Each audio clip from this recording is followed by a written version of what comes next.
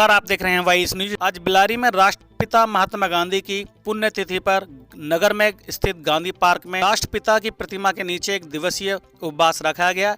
उनकी प्रतिमा पर माल्यार्पण किया गया। उनकी पुण्यतिथि को याद करते हुए उनके अहिंसा के फॉर्मूले को बनाए रखने एवं जन जन तक पहुंचाने और उनके सपनों के भारत का निर्माण करने का संकल्प लिया गया। गत वर्ष की भांति नगर में के सक्रिय कई सामाजिक संगठनों ने संयुक्त रूप से यह कार्यक्रम आयोजित किया। कार्यक्रम में राजनीतिक दलों में रहकर अपनी सामाजिक भूमिका निभाते रहने वाले एवं किसान संगठन के लोग भी कार्यक्रम में उपस्थित रहे। इस अवसर पर राष्ट्रपिता महात्मा गांधी के जीवन पर प्रकाश डालते हुए वक्ताओं ने कहा कि राष्ट्रपिता महात्मा गांधी जी का स्पष्ट विचार था कि किसान जमीन से पैदा ना करें तो हम क्या खाएंगे। हिंदुस्तान का सचमुच राजा तो वही है।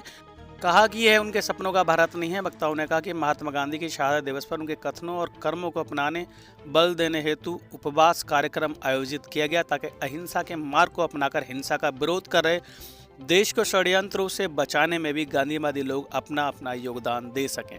इस अवसर पर डॉक्टर राकेश रफीक, कसीम आजाद, मोहम्मद कासिफ, कमल एडवोकेट, मोहम्मद उस्मान एडवोकेट, रंजीत सिंह, नोमान जमाल, प्रेम कुमार, आसिफ, रोहन सामाजिक, चौधरी भैराज सिंह आदि बड़ी संख्या में गांधीवादी लोग उपस्थित रहे।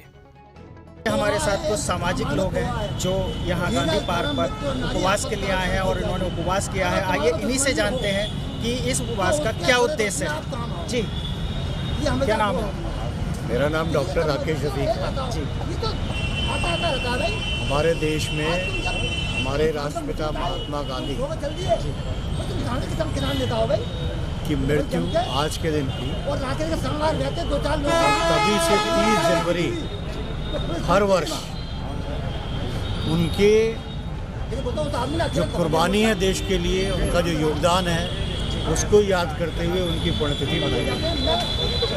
इसी परंपरा के तहत हमारे नगर बिलारी में भी हर वर्ष गांधी पार्क पे इकट्ठे होकर 30 जनवरी मनाई जाती। लेकिन इस वर्ष इधर आज बिलारी कोतवाली में भी राष्ट्रपिता महात्मा गांधी की पुण्यतिथि पर 2 मिनट का मौन धारण किया गया तथा राष्ट्रपिता महात्मा गांधी देश के अंदर एक याद संग्राम किया गया है कि इस देश में लोकतंत्र और लोकतांत्रिक परंपराओं का सम्मान होगा या नहीं होगा।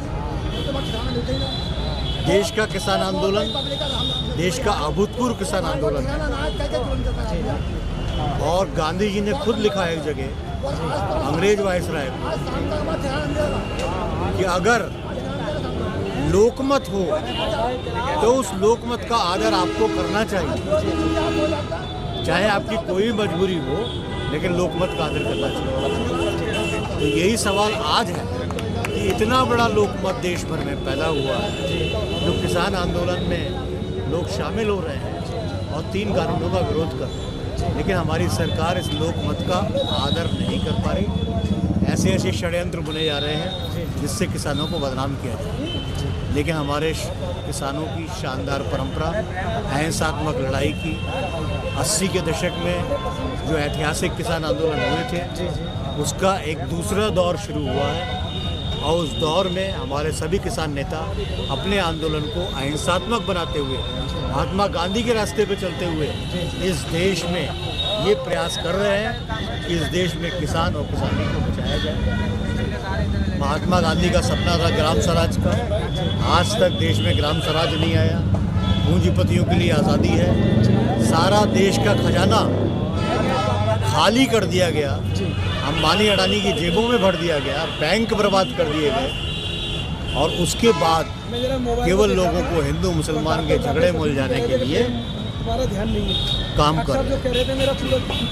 इस बात को नहीं कोई कह रहा कि रिजर्व बैंक का खजाना जो आपातकाल में निकाला जाता है, उस खजाने को निकाल के पूंजीपतियों की जेब में क्यों डाला जाता है। यानी कि सीधा बार आपका बीजेपी पर सारी बातें मैं उनकी ध्यान से सुन रहा था। बीजेपी पार्टी में बहुत लोग होंगे, 30 जनवरी का कार्यक्रम जो है, लेकिन सरकार कौन है, निर्णय के रूप में मना रहे हैं। जो निर्णय लेता है वो दोषी है।